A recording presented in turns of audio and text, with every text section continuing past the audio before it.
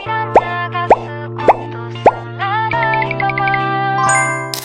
book lovers, selamat datang di home review bersama aku, Alkaila Kunsachi Karisvilen yang bisa kalian panggil Queen. Aku berasal dari kelas 10 TCAT 4.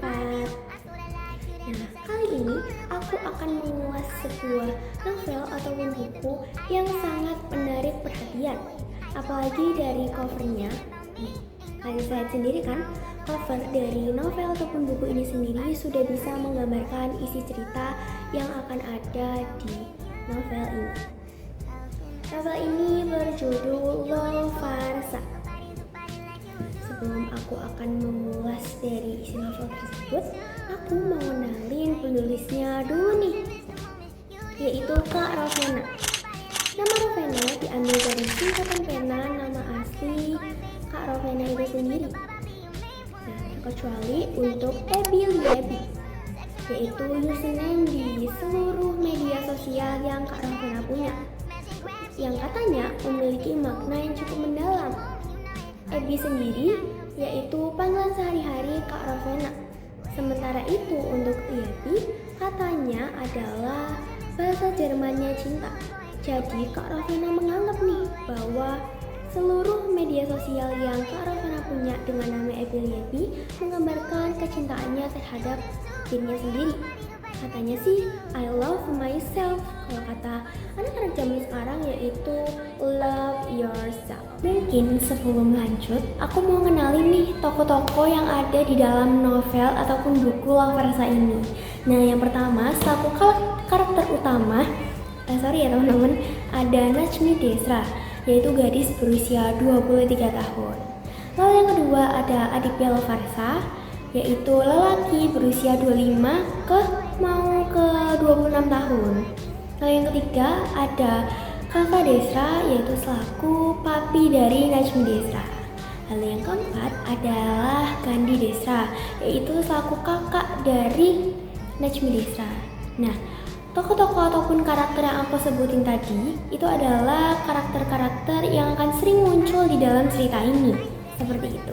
Buku Lovarsa ini awalnya merupakan imajinasi dari sang penulis yang merangkai kata-kata dan juga alur pikirannya melalui Twitter dalam bentuk alternative universe atau yang biasa dikenal sebagai AU.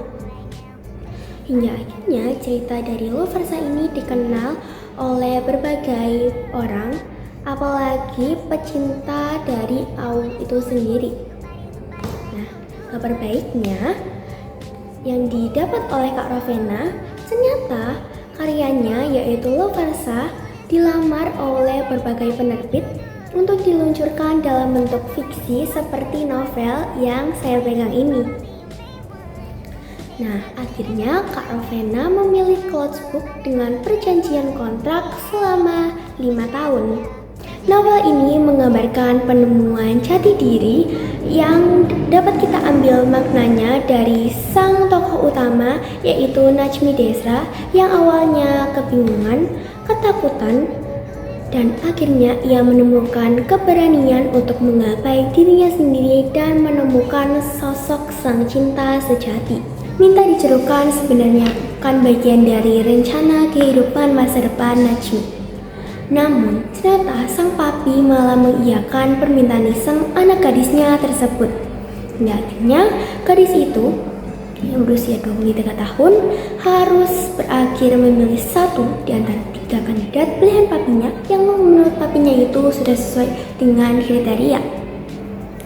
Cerita ini tidak hanya bercerita tentang cinta, namun juga mengenai pertanyaan mendalam mengenai jodoh, kepercayaan diri, dan juga kesempatan kedua.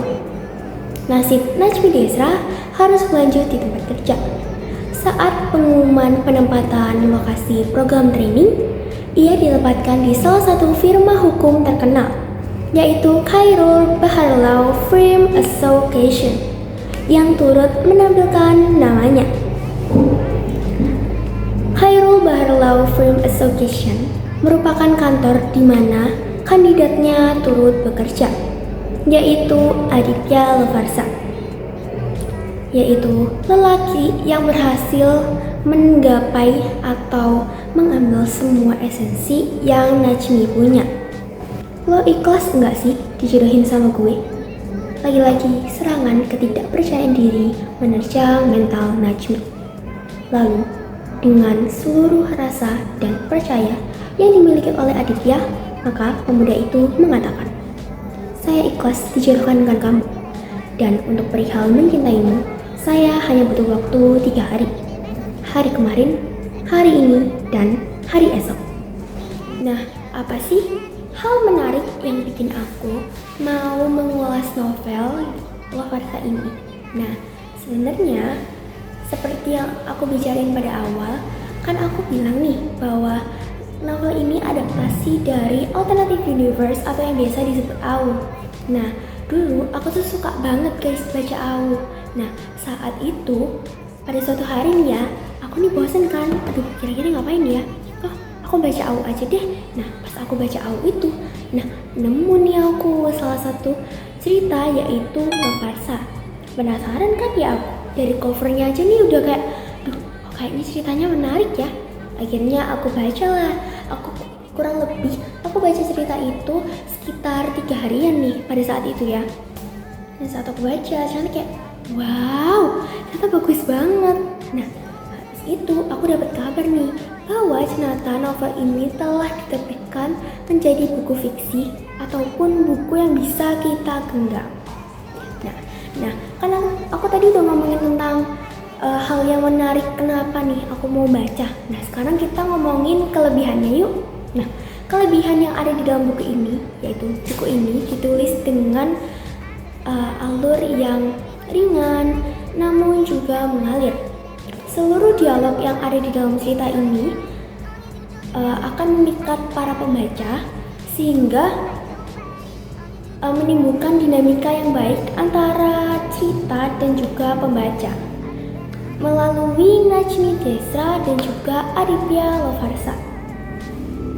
Nah, lalu seluruh peran ataupun tokoh yang ada di dalam cerita ini digambarkan dengan perannya masing-masing yang sesuai.